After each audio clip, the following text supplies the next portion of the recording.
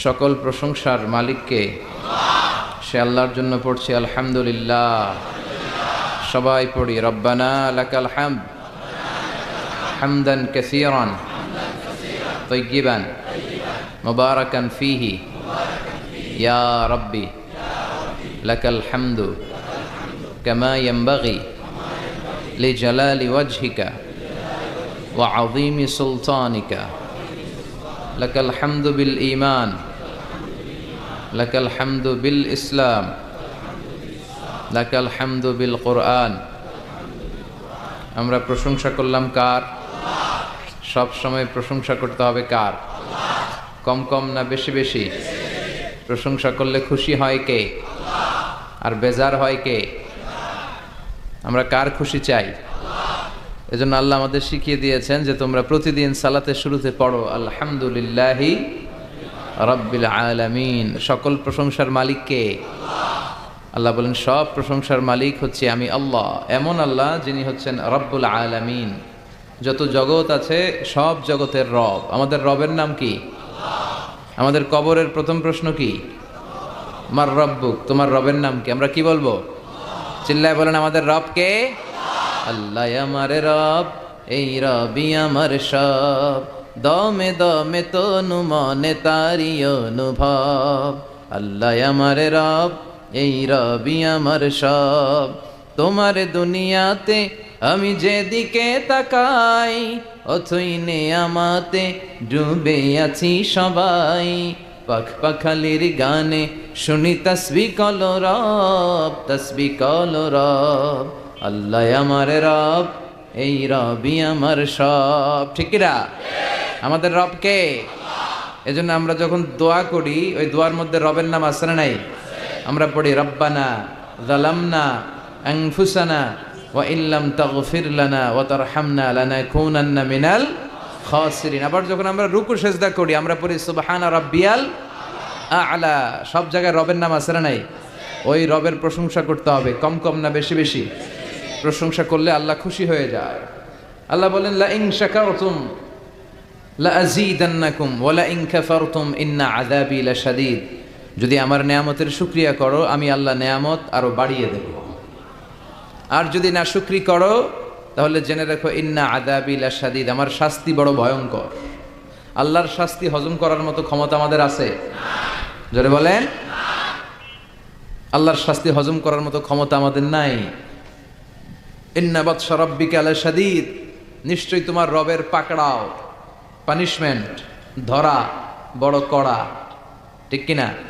তিনি সব সময় ধরে না, ধরলে ছাড়ে না। ধরে ধরে ধরে না, ধরলে আল্লাহ আল্লাহ ছাড় দেয় কিন্তু ছেড়ে দেয় না। চিল্লায় বলেন ঠিক কিনা? এজন্য সে আল্লাহর প্রশংসা করতে হবে বেশি বেশি। আমরা আজীবনও যদি প্রশংসা করি আল্লাহর প্রশংসার হক আদায় করা যাবে? প্রশংসা করে শেষ করতে পারবো?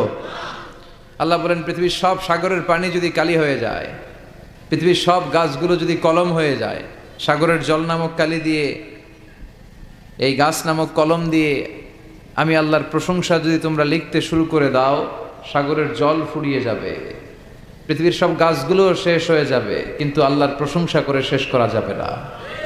সাগরের জলকে কালি করে গাছের পাতাকে খাতা করে তোমার মহিমা লেখা শেষ হবে না, যদিও লিখি প্রভু জীবন ভরে।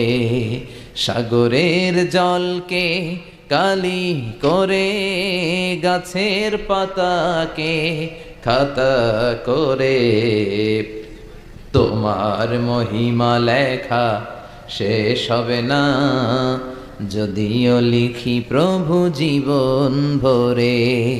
সাগরের জলকে কালি করে। আল্লাহু আকবার পড়েন। পৃথিবীতে কি পরিমাণে সাগরের জল আছে এটা আপনাদেরকে বোঝানো সহজ, কারণ আপনাদের বাড়ি কই? সাগরের পাড়ে। টেকনাফ, টেকনাফ। এই নাফ নদীর পাড়ে টেক দিয়ে আপনাদের শহর, এজন্য শহরের নাম টেকনাফ। নাফের তীরে টেক লেগে দাঁড়িয়ে আছে এই শহরটা। তো আপনারা সাগর দেখেছেন, আপনারা দেখেছেন জলোচ্ছ্বাস, আপনারা পানি দেখে অভ্যস্ত, আপনাদেরকে বোঝানো সহজ। পৃথিবীতে কি পরিমাণে পানি আছে সাগর কি শুধু পৃথিবীতে এই একটাই, বঙ্গোপসাগর, আর কোনো সাগর নাই?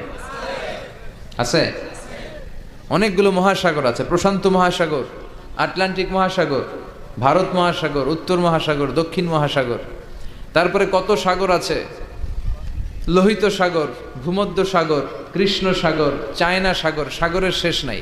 আল্লাহ বলে এই সব সাগরের পানি যদি কালি হয়ে যায়, আর পৃথিবীতে যত গাছপালা আছে সব গাছপালাগুলো যদি কলম হয়ে যায়, কি পরিমাণে পৃথিবীতে গাছপালা আছে আমরা কি গুনতে পারবো?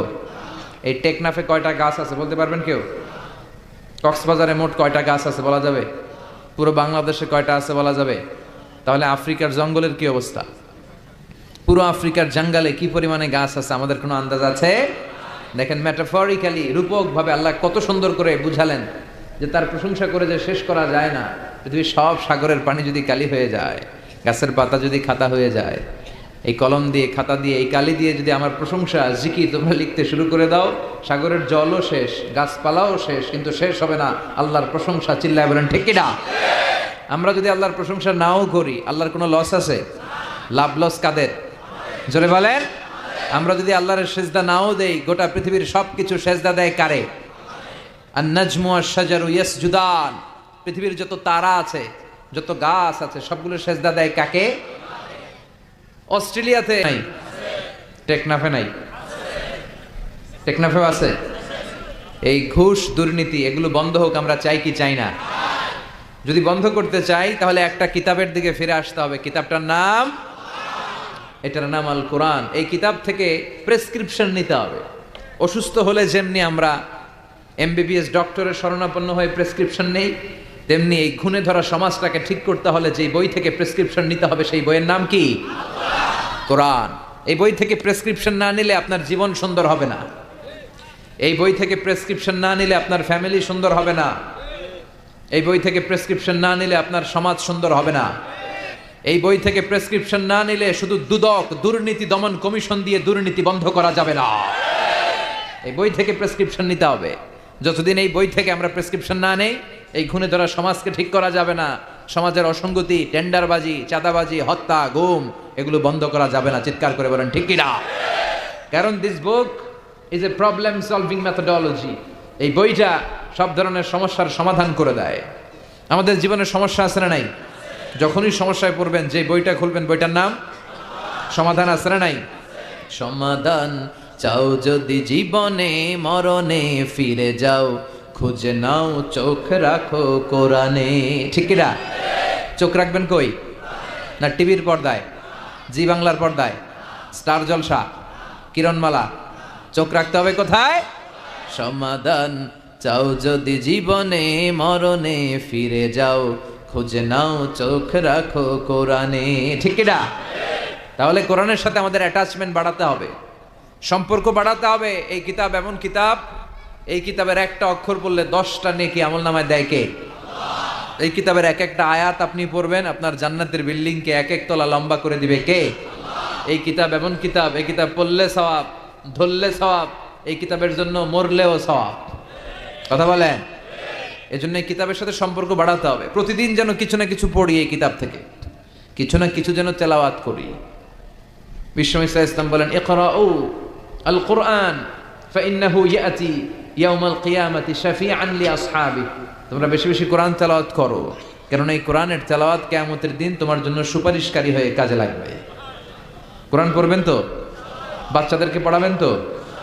ছোটবেলায় আমরা মক্তবে যেতাম, তারপর নুরানি মাদ্রাসা এগুলোতে যেতাম। আপনাদের এলাকায় মক্তব আছে তো? মক্তবে পাঠাবেন বাচ্চাগুলোরে, মক্তবে পাঠাবেন। সে কোরআন শিখবে, সে আল্লাহওয়ালা হবে। যে ছেলেগুলো কোরআন পড়ে, এই ছেলেগুলো বেয়াদব হয় না। এই ছেলেগুলো কোনোদিন টেন্ডারবাজ আর চাঁদাবাজ হবে না। এই ছেলেগুলো দেশপ্রেমিক হবে, আল্লাহওয়ালা হবে, দেশের দোষের কাজে লাগবে। ঠিক কিনা? আর যদি কোরআন না পড়ে, তাহলে দেশের 12টা বাজাবে, দুর্নীতি করে দেশটারে জাহান্নামের আড্ডাখানা বানাবে। সংসদে যে ইসলামকে গালি দিবে আর ইসলামের নাম দিবে মোল্লাতন্ত্র। চিল্লায় বলেন ঠিক কিনা? এজন্য কোরআনের সাথে সম্পর্ক বাড়ানোর দরকার। কোরআন আমাদেরকে শিক্ষিত হতে বলে, সভ্য হতে বলে, সিভিলাইজড হতে বলে। কোরআনের প্রথম কথা হচ্ছে পড়ো। কোরআনের প্রথম কথা কি? ইকরা বিসমি রাব্বিকাল্লাযী খালাক। Read in the name of your lord who has created, পড়ো তোমার প্রভুর নামে যিনি তোমায় তৈরি করেছেন। এজন্য কোরআন যারা পড়বে তারা হবে শিক্ষিত, ভদ্র, মার্জিত। এজন্য প্রতিদিন কোরআন তেলাওয়াত করতে রাজি আছেন? প্রতিদিন কিছু না কিছু হলেও কোরআনের বঙ্গানুবাদ পড়তে রাজি আছেন? এটা খুব জরুরি। মাতৃভাষায়, আমি সব জায়গায় বলার চেষ্টা করি যে মাতৃভাষায় কোরআন পড়তে হবে, কোরআনের বঙ্গানুবাদ পড়তে হবে, তবেই জানা যাবে যে এই কোরআনে আল্লাহ আমাদের জন্য কি বলেছেন। যা বলার আল্লাহ সব বলে দিয়েছেন, নতুন করে আর কিছু বলবে? সব কোরআনের ভেতরে আছে না নাই? এই কোরআনের শুরু হয়েছে বা দিয়ে, কি দিয়ে? শেষ হয়েছে কোরআনটা সিন দিয়ে, কি দিয়ে? মিনাল জিন্নাতি ওয়ান নাস। এই যে সিন, বা আর সিন মিলালে কি হয়? বাস। এবার বাসে চড়ে কক্সবাজার চলো। হ্যাঁ, এই বাস মানে এনাফ, বাস মানে যথেষ্ট। কেমন যেন আল্লাহ বুঝাতে চাইলেন, সূরা ফাতিহা থেকে শুরু করে নাস পর্যন্ত যা দিলাম এটাই তোমাদের জন্য বাস, যথেষ্ট। হেদায়েতের জন্য নতুন কিছু লাগবে না। এই জন্য কোরআন and Sunnah hour way to জান্নাহ। এই কোরআন এবং বিশ্বনবীর সুন্নাহ এটাই আমাদেরকে জান্নাতে নিতে পারে, ঠিক কি না? আসুন কোরআন সুন্নাহ আমরা চর্চা করি, আমরা পড়াশোনা করি আর নিজেদেরকে আলোকিত করি। কোরআন পড়লে আপনাকে আলোকিত করবে কে? এই কোরআনে আলো আছে না নাই? এই কোরআনের নাম দিয়েছেন আল্লাহ নূর। কি নাম দিয়েছেন? কিতাবুন আনজালনাহু ইলাইকা লিতুখরিজান NASA Minaj যুলুমাতি ইলান Noor. O Muhammad, my beloved messenger, I've revealed this holy and sacred book unto you in order to lead the mankind out of darkness into the light. ও নবী, কোরআনকে আমি পাঠিয়েছি এজন্য যে আপনি কোরআন দিয়ে অন্ধকারগুলোকে অন্ধকার থেকে টেনে আলোর পথে নিয়ে ছেড়ে দেবেন, জাহান্নাম থেকে বের করে জান্নাতে ঢুকিয়ে দিবেন। আলহামদুলিল্লাহ পড়েন। এজন্য আসুন কোরআনের সাথে আমরা সম্পর্ক বাড়াই এবং নিজেদের জীবনকে আলোকিত করি। আল্লাহ তুমি তৌফিক দাও। সময় আমাদের কম, কথা অনেক বেশি, আবার কথা খুব লম্বা চূড়া করাও ঠিক নয়। বিষ্ণু ঈসা ইসলাম বলেছেন, খুতবুকুম তভিলা ও সলাওয়াতুকুম কসীরা। কিয়ামতের আগে তোমাদের খুতবা, বক্তব্যগুলো লম্বা হয়ে যাবে আর সালাতগুলো ছোট হয়ে যাবে। One of the minor signs before the day of judgment, your Islamic lectures will be very longer and your offering salah 5 times a day will be very shorter. কিয়ামতের আগে বক্তব্য হবে লম্বা চূড়া, কিন্তু নামাজ হবে খাটো খাটো। কথা কন, আছে না নাই? এখন বক্তব্য শুরু হইলে লোকজন উঠতে চায় না, কয় হুজুর আরো করেন। ওয়াজ অনেক টেস্ট লাগে, নামাজ টেস্ট লাগে না। আছে না নাই? উল্টা হয়ে গেল। বক্তব্য হবে ছোটখাটো, অল্প সময়ের নাসিহাত, এটা ভালো। আর সালাতে যখন দাঁড়াবেন লম্বা সালাত পড়বেন। বিষ্ণু ঈসা ইসলাম যখন সালাতে দাঁড়াতেন, তিনি হাত বেঁধে নামাজ পড়তে পড়তে তাহাজ্জুদের সালাতে হাত ব্যথা হয়ে যেত, তখন বিষ্ণুনবী হাত ছেড়ে দিতেন। সুবহানাল্লাহ পড়েন। আবার যখন এনার্জি ফিরে পেতেন, শক্তি ফিরে পেতেন, আবার হাত বাঁধতেন, আবার খারাপ লাগলে ছেড়ে দিতেন। তার মানে হাত ছেড়ে দিল নামাজ হয়, ঠিক কিনা? কিন্তু উপরে বাঁধবে না নিচে বাঁধবে, এ নিয়ে কিলাকিলি আছে না নাই? টেকনাফে মনে হয় কিলাকিলি ঢুকে নাই? হ্যাঁ, কেউ কয় আছে, কেউ কয় নাই। তো এগুলো কম, আলহামদুলিল্লাহ কম। এগুলো নিয়ে ফিতনা তৈরি করা যাবে না। আমাদের সালাদগুলো যেন লম্বা হয়, সালাদ যেন ধীরে সুস্থে হয়। আমরা অনেকে নামাজও পড়ি, আবার ক্রিকেট খেলার দিকে মন যায়। আছে না নাই? মাশরাফি বিন মুর্তজা, এখন উনি তো আবার এমপি না? তো এমপি কি আউট হইলো না ছক্কা মারলো? টেনশন আছে না নাই? নামাজও পড়ে, টেনশনও করে, নামাজেও দাঁড়ায়, আবার সিরিয়াল শুরু হয়েছে কিনা ওই চিন্তাও করে। আর সাহাবারা যখন মরুভূমিতে নামাজে দাঁড়াতেন, মরুভূমির পাখিগুলো এসে সাহাবাদের মাথায় বসে যেত, কারণ পাখিগুলো মনে করতো এগুলো মনে হয় খেজুর গাছ।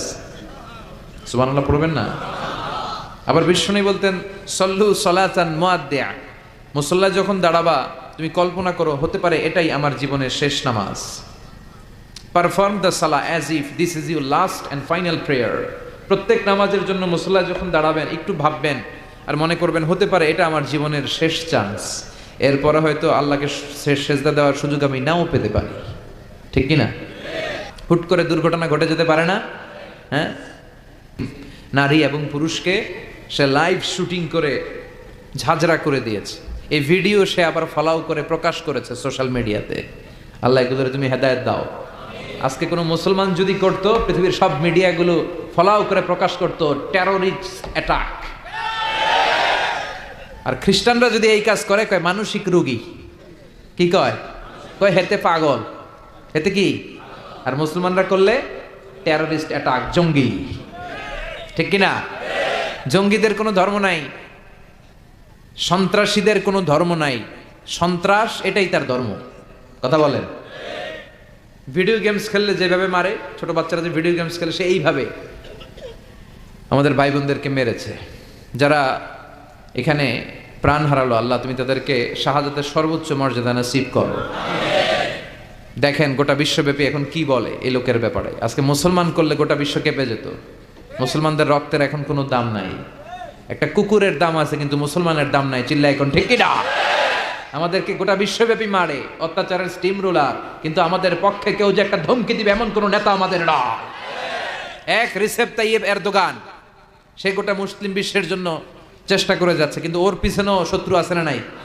ওর পিছনেও টিকটিকির অভাব নাই। কথা কন। আমাদের কোনো কম্বাইন্ড মিলিটারি নাই। 50টারও বেশি মুসলিম দেশ, আমাদের একটা যৌথ সেনাবাহিনীর দরকার ছিল কি ছিল না? আমাদের যদি যৌথ একটা মিলিটারি থাকতো, পৃথিবীর কোথাও মুসলমানরা আক্রান্ত হলে, কেউ এসে আক্রমণ করলে আমাদের মিলিটারি সেখানে যে প্রতিরোধ করে তুলতো। চিল্লা এখন ঠিক কিনা? লিডারশিপ নাই, সেন্ট্রাল লিডারশিপ নাই, আমাদের কেন্দ্রীয় কোনো মিলিটারি নাই। গোটা বিশ্বব্যাপী আমরা মার খাই। উই আর ওয়েটিং ফর আল ইমাম আল মাহদি। ইমাম মাহদি আসার লম্বা। সাহাবারা যখন সালাত পড়তেন, পাখি এসে মাথায় বসতো, আর পাখি কি মনে করতো? এটা খেজুর গাছ।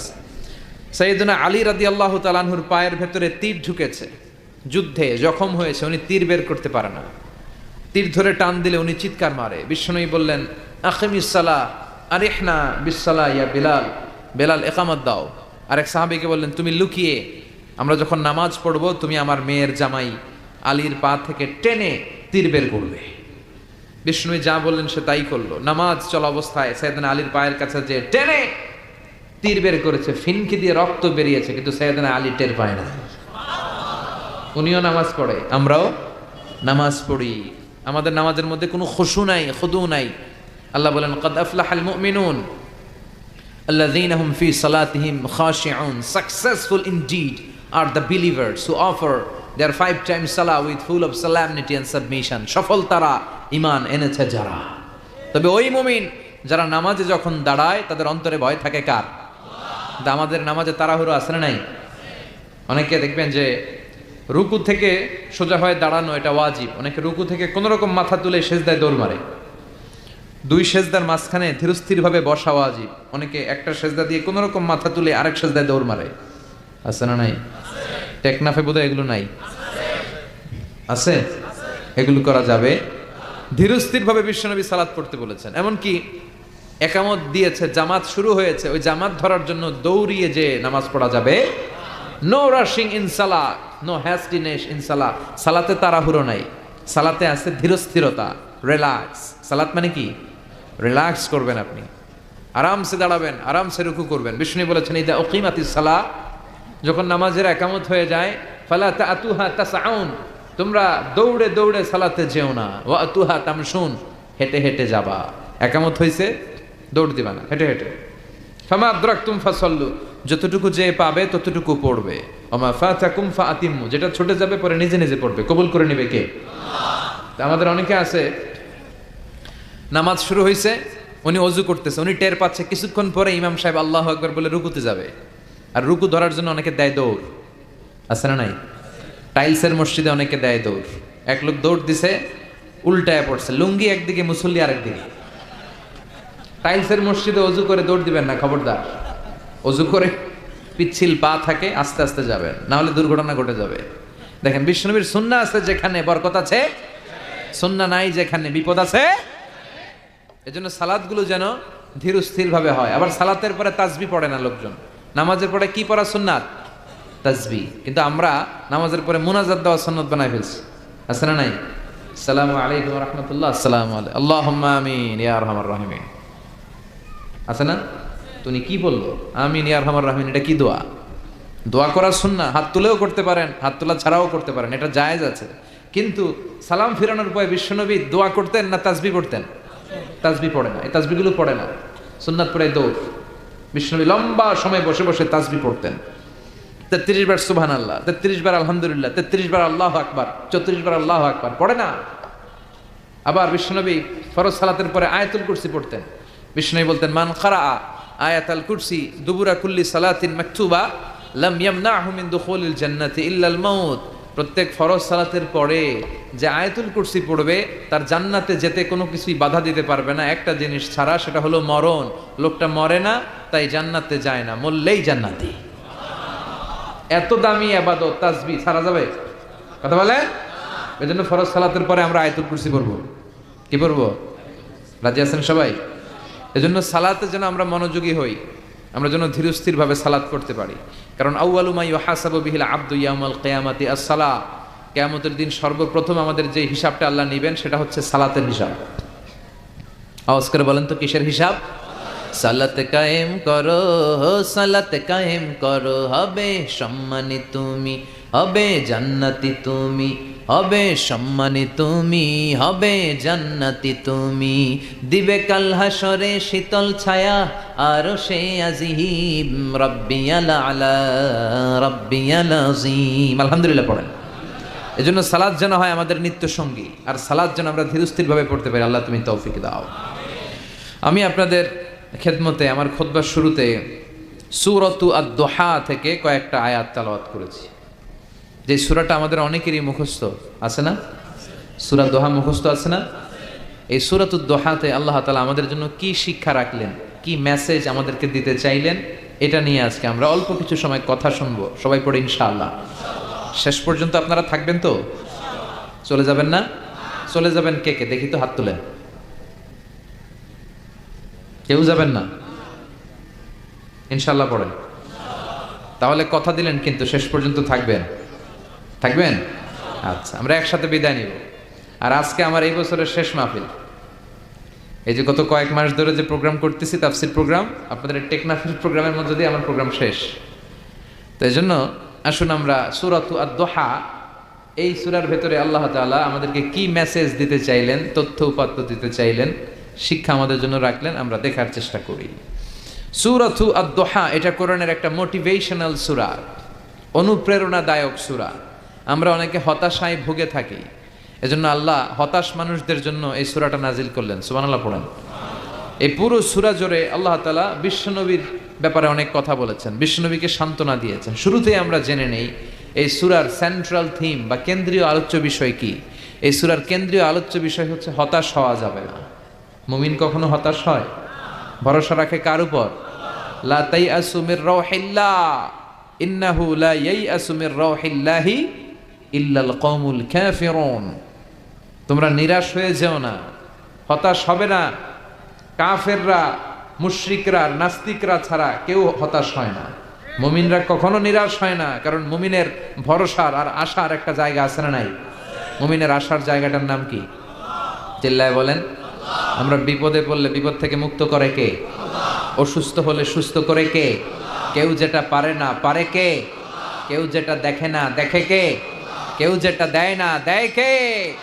সে আল্লাহ বললেন এই সূরার ভেতরে আমি তোমাদের জন্য অনুপ্রেরণা রেখেছি। এই সূরার কেন্দ্রীয় কথা হচ্ছে হতাশ হবে না, নিরাশ হবে না, হাল ছেড়ে দিও না, ভরসা রাখো কার উপর? চিল্লায় বলেন কার উপর? মুমিন কখনো হতাশ হয়?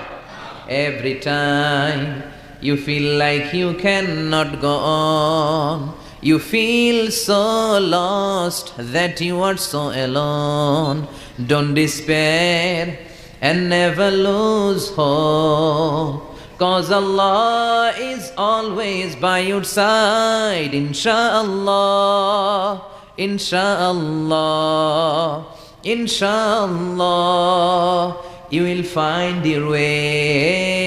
Inshallah, inshallah, inshallah, you will find your way.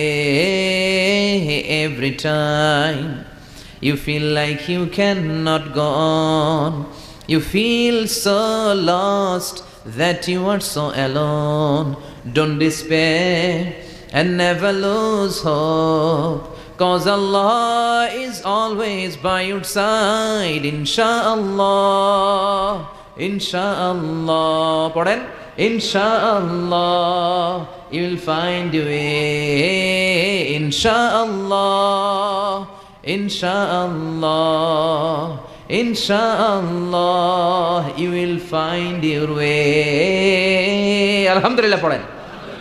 Never lose hope, আশা ছেড়ে দিও না, ভরসা রাখো একজনের উপর, তিনি কে?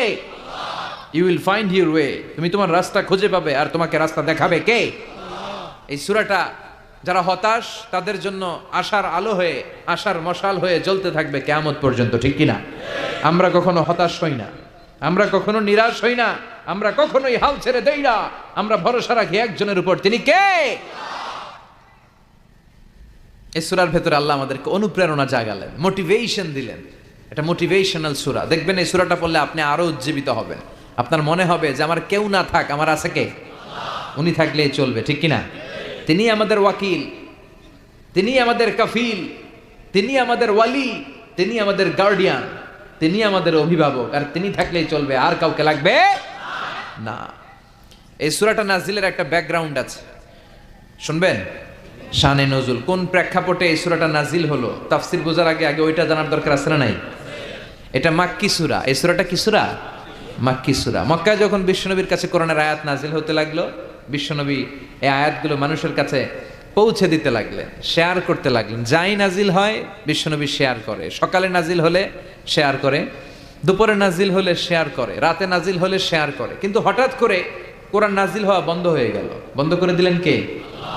এখন কোনো আয়াত নাজিল হয় না, বিশ্বনবী শেয়ার করতেও পারে না, বিশ্বনবী চুপচাপ, কারণ বিশ্বনবী মন গড়া কিছু বলেন না। আল্লাহ বলেন, ইয়া আইয়ুহার রাসূল বাল্লিগ মা উনজিলা ইলাইক, যা নাজিল হয় আপনি পৌঁছে দেন। বিশ্বনবী পৌঁছে দিতেন, কিন্তু এখন আর নাজিল হয় না। বিশ্বনবী কোরআনের আয়াত নাজিল করা বন্ধ করে দিলেন, বিশ্বনবী বিপদে পড়ে গেলেন। বিশ্বনবী মনে মনে ভাবলেন, কি রে, আয়াত নাজিল হয় না কেন? কোনো বর্ণনায় এসেছে 1 মাস, কোনো বর্ণনায় এসেছে 3 মাস, কোনো বর্ণনায় এসেছে 6 মাস বিশ্বনবীর কাছে কোরআনের একটা আয়াত নাজিল হয় নাই। এই অবস্থা দেখে কাফির মুশরিকরা হাসাহাসি শুরু করে দিল। তারা বলতে লাগলো, মুহাম্মদ, তোমার আল্লাহ তোমারে ভুলে গেছে, তোমার আল্লাহ তোমারে ছেড়ে দিয়েছে, তা না হলে তোমার কাছে কোরআনের আয়াত আসে না কেন? এতদিন তো খুবই পটর পটর করেছো, আয়াত আসলে আম করে শোনাইতে, এখন পারো না কেন? বিশ্বনবীর কাছে কোরআনের আয়াত আসে না। বিশ্বনবীর চাচি আবু লাহাবের স্ত্রী উম্মে জামিল বলতে শুরু করলো, মুহাম্মদ, তোমার শয়তান তোমার কাছে আসে না, আসে না? তিনি শয়তান দ্বারা সাইয়েদনা জিব্রাইলকে বুঝিয়েছেন যে মুহাম্মদ, তোমার কাছে জিব্রাইল আর আসে না, আল্লাহ তোমারে ভুলে গেছে। নাউজুবিল্লাহ পড়ে। এই পরিস্থিতিতে বিশ্বনবী খুব হতাশ হয়ে গেলেন, বিমর্ষ হয়ে গেলেন, আর মনে মনে ভাবলেন, কি রে, আসলে কি আল্লাহ আমারে ভুলে গেল?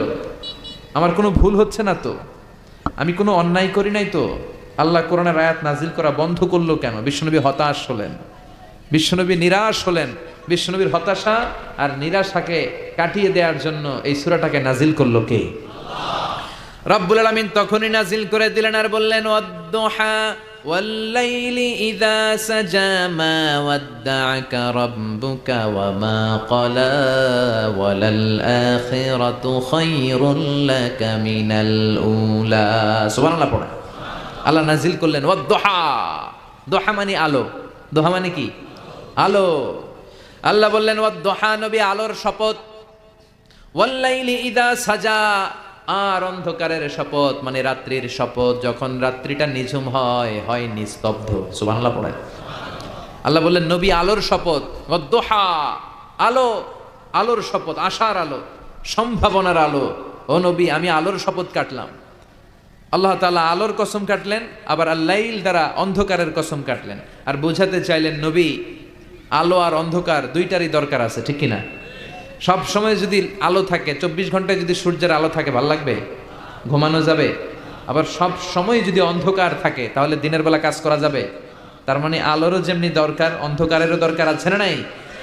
আলো দ্বারা রব্বুল আলামিন ওহীর আগমনকে বুঝালেন, অন্ধকার দ্বারা রব্বুল আলামিন ওহীর অনুপস্থিতিকে বুঝালেন। আর বুঝাতে চাইলেন নবী যেমনি সব সময় আলো থাকলে ভাল লাগে না, মাঝে মাঝে অন্ধকারের দরকার, তেমনি সব সময় ওহী নাজিল করলে আপনার পক্ষে এটা মেনে নেওয়া সহ্য হবে না, তাই মাঝে মাঝে ওহী বন্ধ রেখে আপনাকে একটু বিশ্রামও দেয়া দরকার। সুবহানাল্লাহ।